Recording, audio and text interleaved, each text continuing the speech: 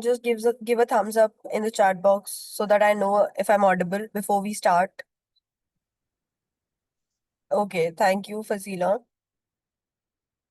So far we've covered a lot of things like common technical documents, ECTD, what is NDA, what is BLA. We've also had a brief of what ANDA application is, and yeah, so today we are going to talk in detail about what ANDA application is, what is the common technical documents that are being submitted when you're filing an ANDA application, which regulatory body is responsible for the reviewing of ANDA application, and how is it different from NDA application and all that.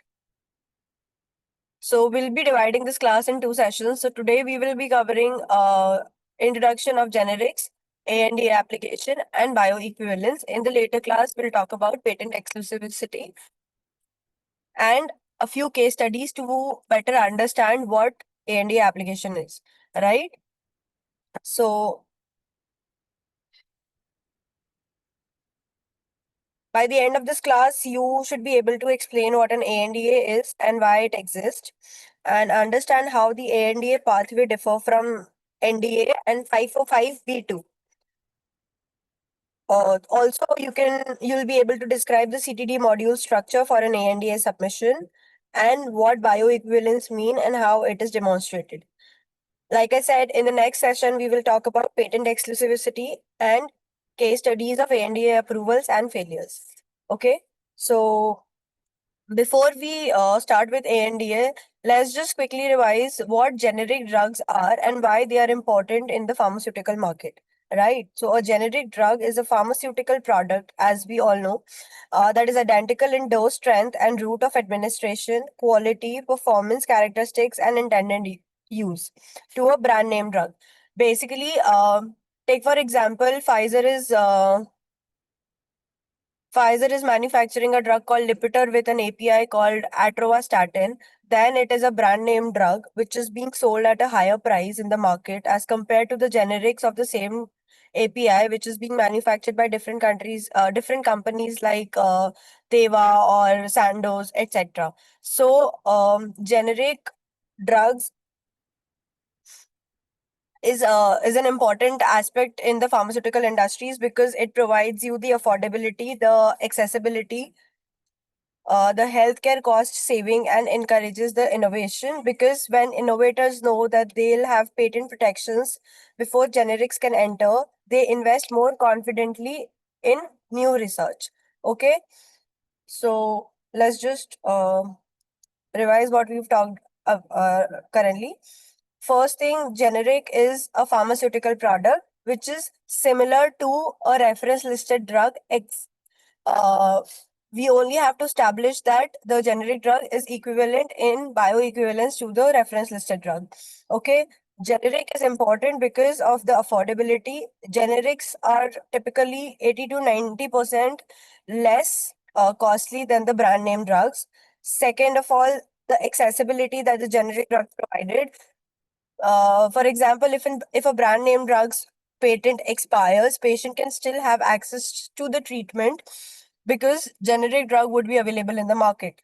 Then comes your healthcare cost saving.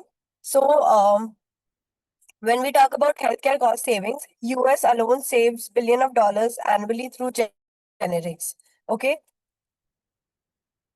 And lastly, encouraging innovation. Like I said, when innovators know that they'll have patent protection before generics can enter, they invest more confidently in new research. Therefore, the scope of innovator drugs significantly increases in the pharmaceutical market. Okay. So I'll just pop a question. Why do you think generics are cheaper even though they are therapeutically identical? You can give your answers in the chat box so I know that you understand why generics are cheaper even though they are therapeutically identical to the reference listed drug. Okay, it can be a one word answer. Just write them in the chat box so I know that you know what is the difference between generic. Yeah, no money is put in clinical trials. Why no money is put in clinical trials? Because reference listed drug is already established that the drug is clinically safe and effective in animals and in humans. Okay, so all the money that's been put, all the investment that's been put in the new drug application for approval of an innovator drug, that is that can be bypassed here, and we can only provide them with the bioequivalent studies to make sure that yes, generic is equivalent to the reference listed drug and have the uh, same therapeutically effectiveness as compared to the reference listed drug. That is good. Do you think there is any other reason why generic drug is cheaper than the reference listed drug or the brand drug apart from the clinical trials?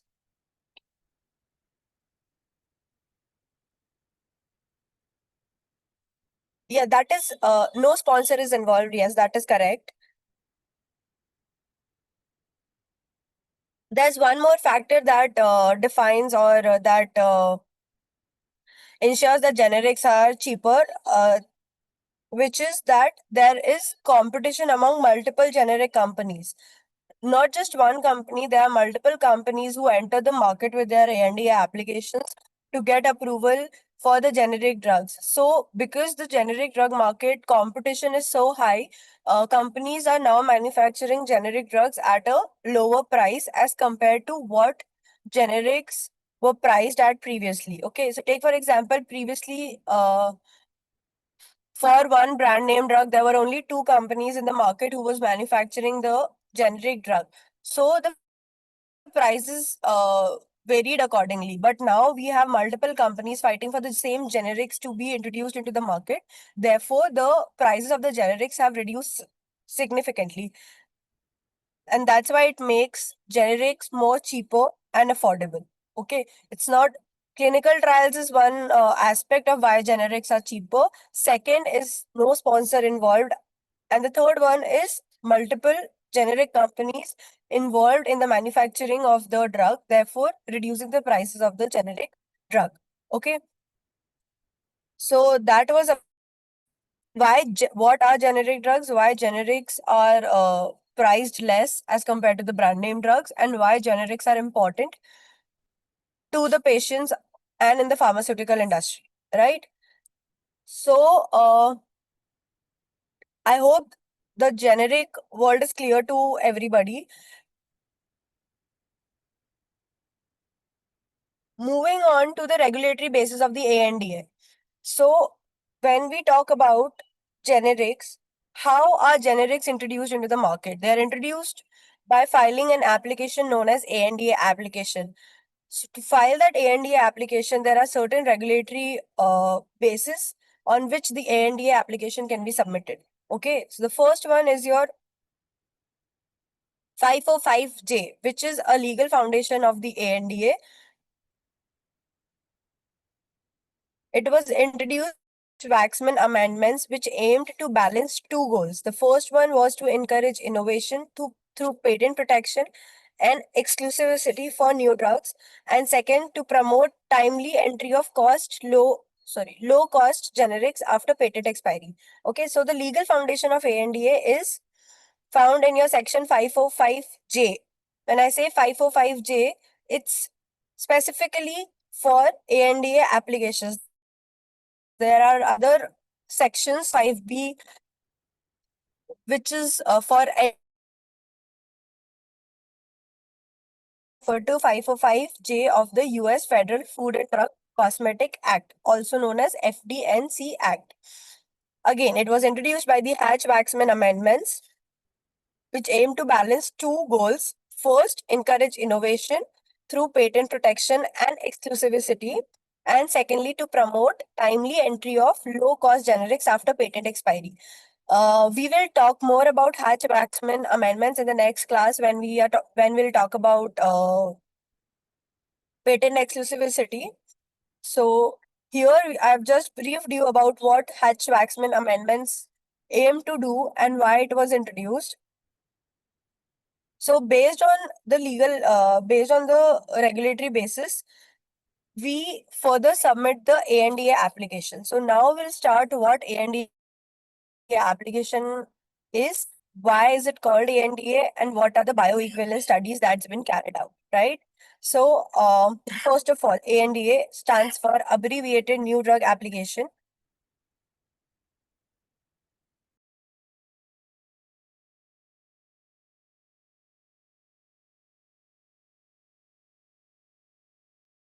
Okay, coming back, ANDA is your abbreviated new drug application, which is a simplified regulatory pathway that allows companies to market a generic version of a drug that has already been approved under an NDA. Okay, it's called abbreviated because the applicant does not have to repeat the non clinical and clinical studies conducted by the innovator company. Okay, so instead, the ANDA applicant must show that their product is bioequivalent to the reference listed drug. Okay, so the first thing, ANDA is your abbreviated new drug application. It's called abbreviated because clinical trials, uh, no new clinical trials or non-clinical studies are being conducted by the applicant. The applicant only needs to show the bioequivalence studies to demonstrate that the product is equivalent to the reference listed drug or the brand drug. Okay.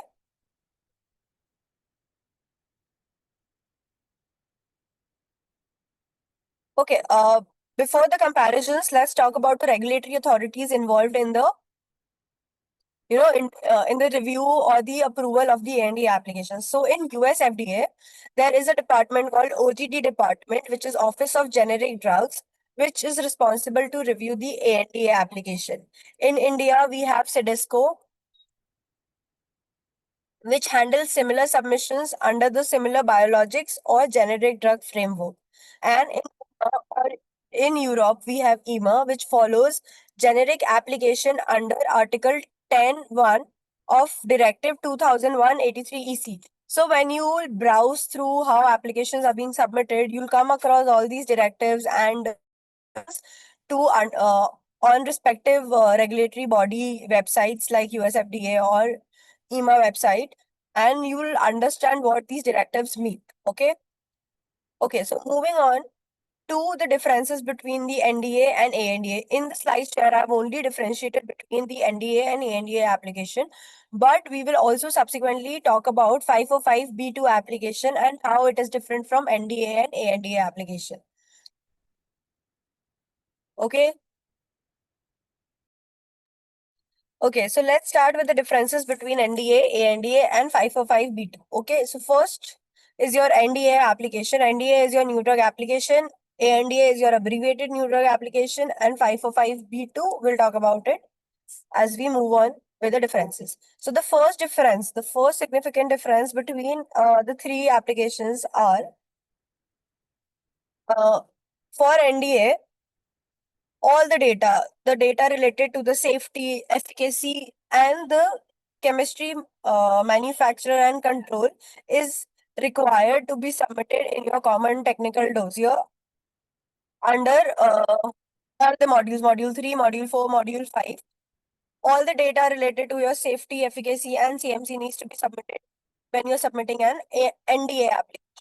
When you're submitting an ANDA application, the uh, main documentation or data that needs to be submitted is your CMC, which is chemistry, manufacture, and control, along with the bioequivalence studies. Okay.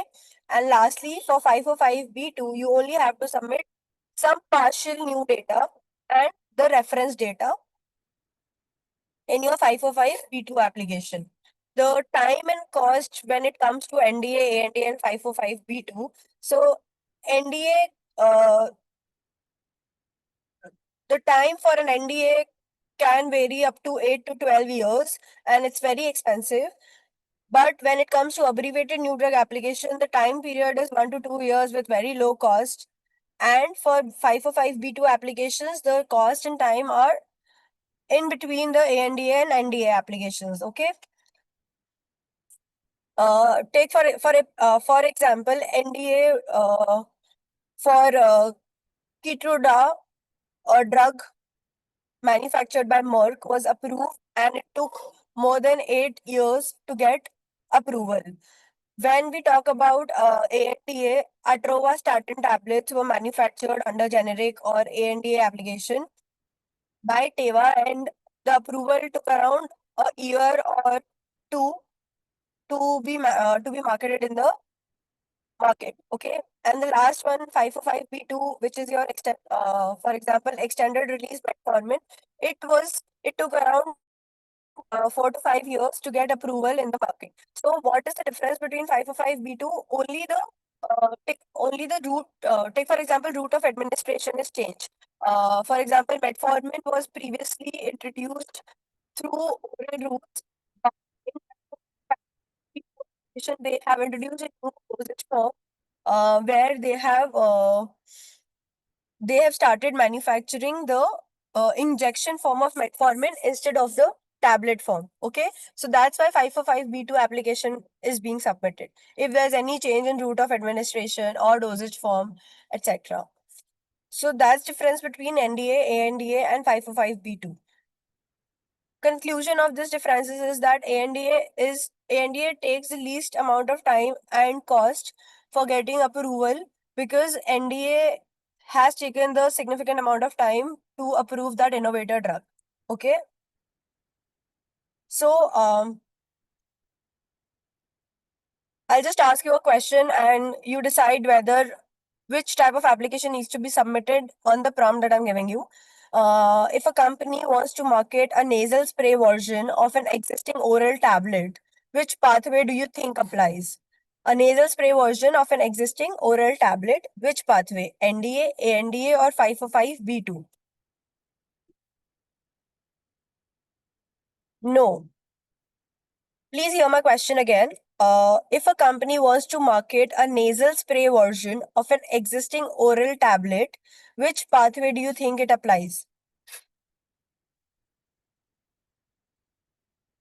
We are only changing the route of drug administration. NDA is for an innovator drug. The drug for nasal spray has already been approved, and the generic version would only take for recipients like color or the appearance, etc. So here, what application will be submitted is your 505(b)(2), since it's change in route requiring some clinical data. Okay, we're only talking about change in route. And when we talk about change in route, there is a 505(b)(2) application which needs to be submitted with a little clinical data to support that application along with the reference data. Okay, so for nasal spray version of an existing oral tablet, we will be submitting a 505(b)(2) application. Okay, I hope that is clear to everyone why NDA and ANDA application isn't submitted for a nasal spray version of an existing oral tablet.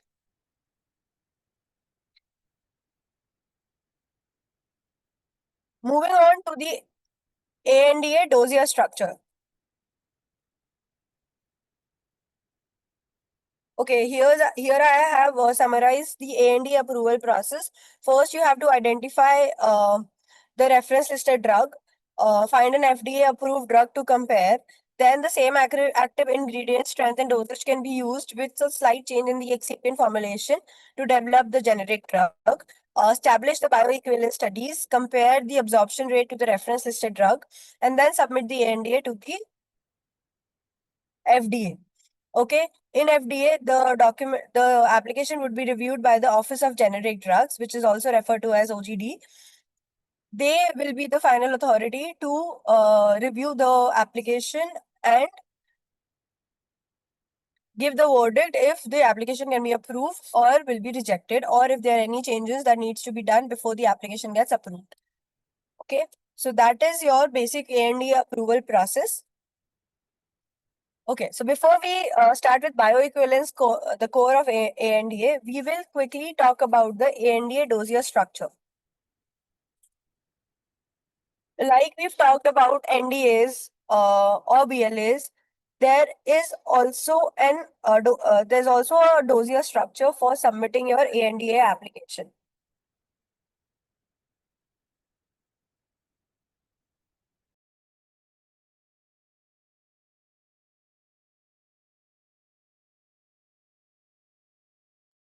Okay. So we all know about the CTD modules. What are the five modules of the CTD?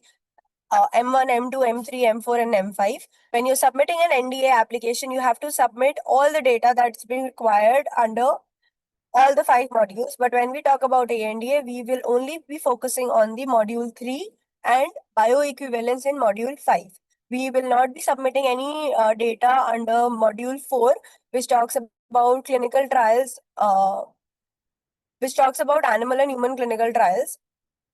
We'll only submit uh, bioequivalence studies in module 5, and we will provide descriptive data for CMC in module 3. Okay. So in module 1 and module 2, you'll have to submit anyway, because without module 1, uh, the submission cannot be completed. So module 1, module 2, module 3, and module 5 for bioequivalence studies. In module 1, you will have to submit your administrative information like application form, example 356H for FDA, cover letter, contact details, labeling which should match RLD except manufacturer's name and logo. The labeling should match the reference listed drug except for the manufacturer's logo and the name. Then your patent certifications like paragraph 1 to 4. We'll talk about what paragraph 1 to 4 patent certifications are in the next class. Then there's user fee information, there's environmental assessment or claim of categorical exclusion, etc. So all these data related to administration will be submitted under module 1. And as we all know, module 1 is regional specific. So as per the region, we will submit the required documentation. Then comes your module 2, which will talk about CTD summaries. We will provide a quality overall summary for all the data that we have submitted. We will be submitted in module 3. And apart from that, we can also provide a short non-clinical or clinical overview. But for ANDA, it's mostly not required. And lastly, you have to submit a bioequivalence summary report under your module 2. Okay. So the two core things that you need to submit in module 2 is the first, your QoS, and the second, your bioequivalence summary report.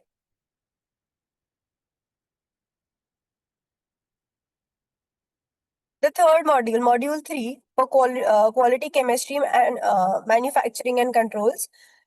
This will be your backbone of the ANDA application. This will include everything related to drug substance, source, synthesis, specification, references to the DMF, etc. Drug product, all the composition, manufacturing processes, packaging, etc. will be included in module 3, along with the analytical methods, which will talk about validation and control of impurities.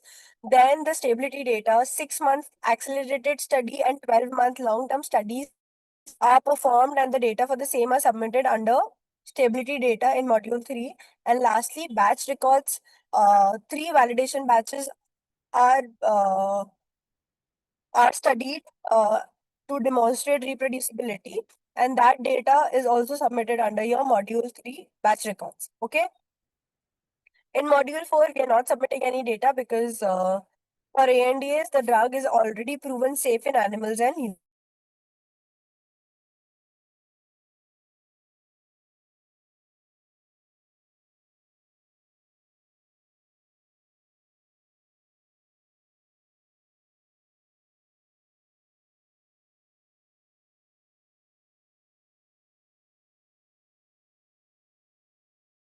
Along with any protocols, analytical methods, plasma concentration data, and statistical analysis used or involved in the bioequivalence studies.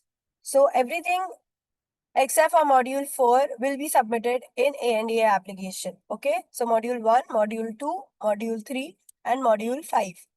Data related to bioequivalence will be submitted in module 5, and everything else will be submitted in module 3, module 2, and module 1. Okay. I hope that is clear to everyone how the common technical document is being documented when you're submitting an ANDA application.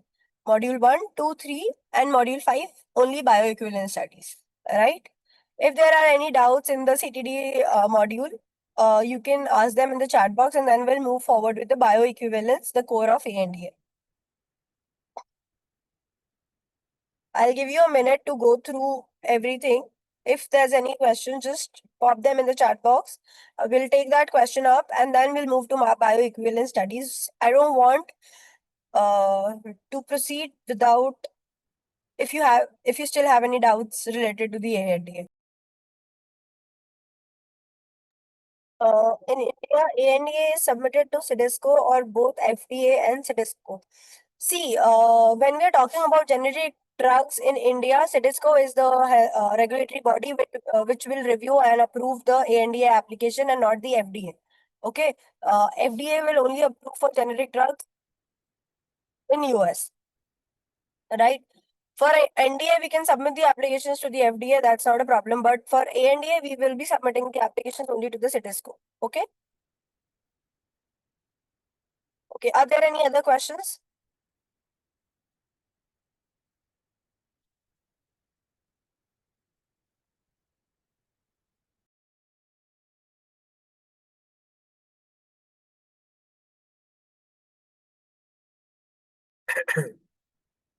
Okay. So let's move on to the bioequivalence, the core of ANDA. See, bioequivalence means that the rate and extent of drug absorption from the generic product is not significantly different from that of the reference listed drug when administered at the same dose and under the same conditions. Okay. So bioequivalence means the rate and extent of the drug absorption from the generic product is not significantly different from that of a reference listed drug when administered at the same dose under similar conditions. Only then we will be able to establish that yes, the generic drug is bioequivalent to the reference listed or the brand name drug. Okay. There are few key pharmacokinetic parameters which needs to be considered when we are talking about bioequivalence. The first one is your Cmax, which is your maximum plasma concentration, and it represents the rate of absorption. I hope all of you have in your time in pharma came across an AUC graph which talks about the rate of absorption and parameters like Cmax, Tmax, and area under curve. Okay, so Cmax is your maximum plasma concentration, which represents rate of absorption. There's your Tmax, which talks about time taken to reach the maximum rate of absorption, and the area under curve, which talks about total drug exposure or the extent of absorption. Okay, so Cmax is talking about your rate of absorption. Tmax is your time taken to reach the rate of absorption, and AUC is your total drug exposure or extent of absorption of the drug when administered to the patient. Okay. So for a product to be declared bioequivalent, the 90% confidence interval of the ratio test to reference for Cmax in AUC must fall within 80 to 125%. Okay. So if you want to establish that yes, the RLD is, if that yes, the generic is equivalent to the RLD, you need to make sure that the Cmax and AUC must fall within 80 to 125% of the confidence interval. Okay.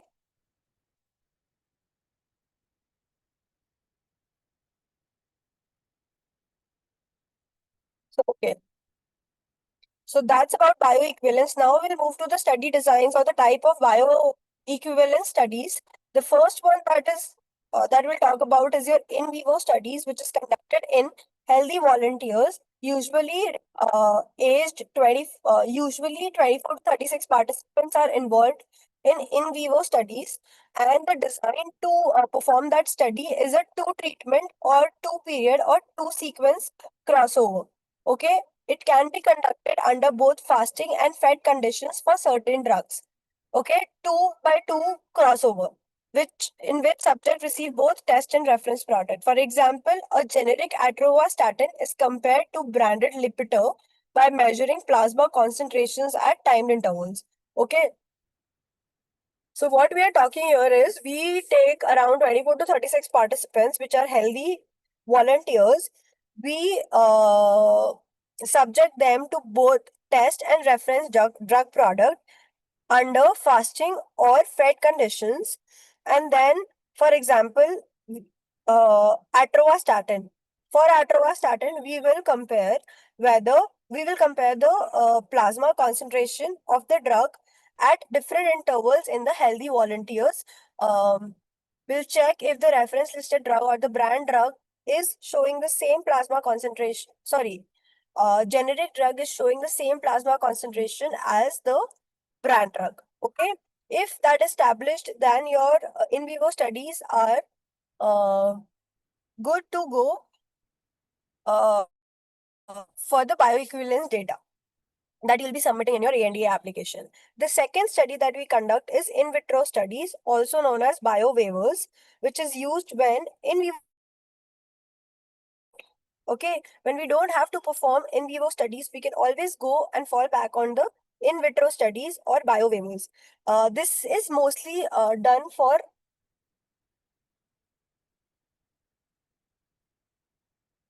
This is mostly done for BCS class first and third drug.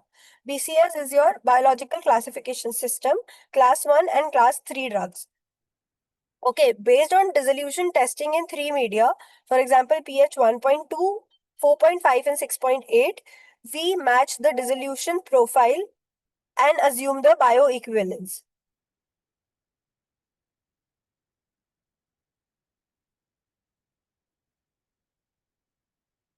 Okay, how many of you know what BCS class 1 and class 3 drugs are? You can quickly type that in the chat box. BCS class 1 and class 3 drugs.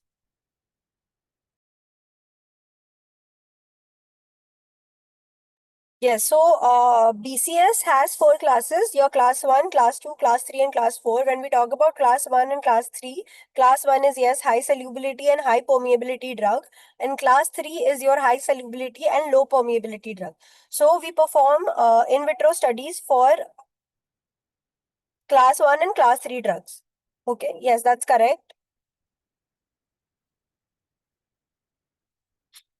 Okay, so you've had an idea of what class 1 and class 3 drugs.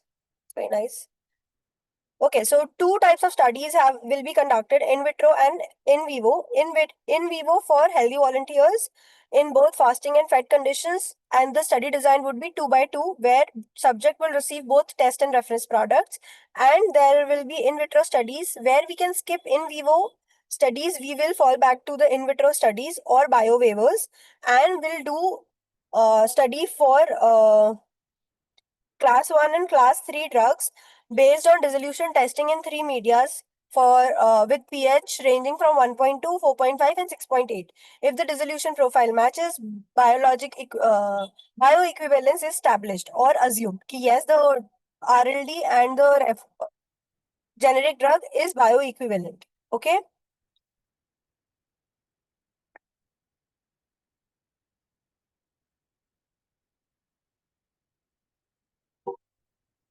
We already talked about the study population and inclusion of the subjects. This is your drug product administration. Same product is administered with same active ingredient, strength, dosage. Fasting study, subject fast for at least 10 hours, and then the generic drug is being administered. And fed study, high fat meal 30 minutes before dosing is administered to the patient to perform fed study. Okay, so that's about your fed study. There was a technical glitch. See, we've also talked about the pharmacokinetic parameters, Cmax, AUC, and AUC infinite. Okay, this is your bioequivalence criteria. I've already described what bioequivalence criteria need to be followed.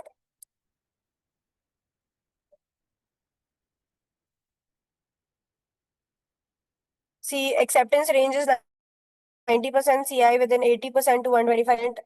AUC of 95% and Cmax of 90%, um, the bioequivalence criteria, and HVDs are wider range, which is 75 to 133%.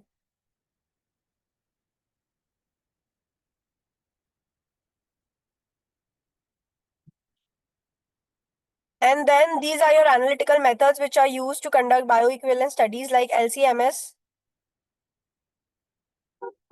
ICH M10 guidelines are need to be followed for ensuring accuracy, and LLOQ to detect drug concentration accurately. So these are all your analytical methodologies. These are just the basics of the methods which are used to conduct bioequivalence studies or to establish bioequivalence studies. They're more to the analytical methodologies. And last is your ethical and regulatory compliance. You need to make sure that it IRB ensures these are the three ethical and regulatory guidelines which needs to be followed. The first one is your IRB, which it's institutional review board basically, which ensures participant safety. You need to make sure that the participant who are subjected to the generic drug or the reference listed drug is informed about the side effects or the adverse effect that can happen during the trial. GCP guidelines need to be followed, which is your good clinical practices, falls under ICH E6R2 guidelines. And FDA needs to make sure that the ANDA that's been submitted is being reviewed properly and the approval is granted based on the data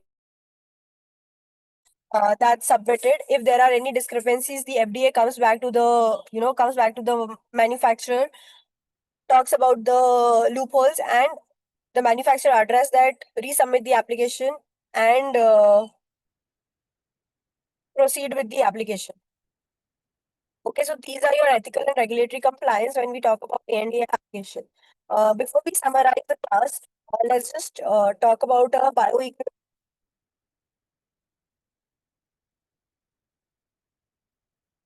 Let's just talk about a bioequivalence failure case where Ranbaxy manufactured a drug called atorvastatin, and they submitted falsified bioequivalence data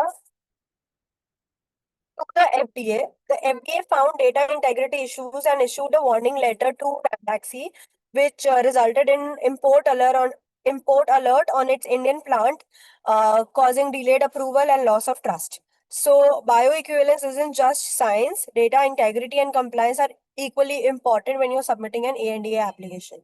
Okay, so that brings us to the end of this class. We've talked about B. We've talked about bio. Uh, uh, we've talked about strict guidelines that needs to be followed, and most importantly, it needs to comply with clinical practice. So that's about it. In the next, about patent certifications, exclusivity, the Orange Book, what is 180-day exclusivity, etc. And we'll take up 2-3 case studies to understand the entire concept of ANDA applications and how it can pass the review or fail and come back to the manufacturer. So yes, ANDA is your cost-effective pathway for bringing generics to the market. It relies on bioequivalence, not clinical efficacy studies, and CMC data and bioequivalence studies form the core of submission. Okay, so I'll just ask you a few questions. I hope that's okay. You can answer to me in the chat box before we conclude this class. So the first question for you all is, which CTD module contains bioequivalence data? Which CTD module contains bioequivalence data? These are all your one-word answers, so you can answer them in the chat box. No. Please listen to the question again. Which CTD module contains bioequivalence data? Anybody else? Module 3 is not the right answer. Yes, module 5. We submit the bioequivalence data in module 5 of the CTD. Okay. What is the acceptable bioequivalence range for Cmax and AUC? What is the acceptable bioequivalence range for Cmax and area under curve?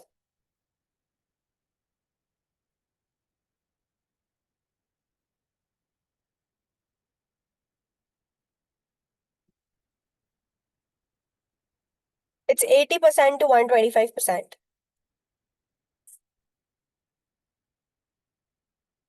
Okay, what are the two types of bioequivalence studies conducted?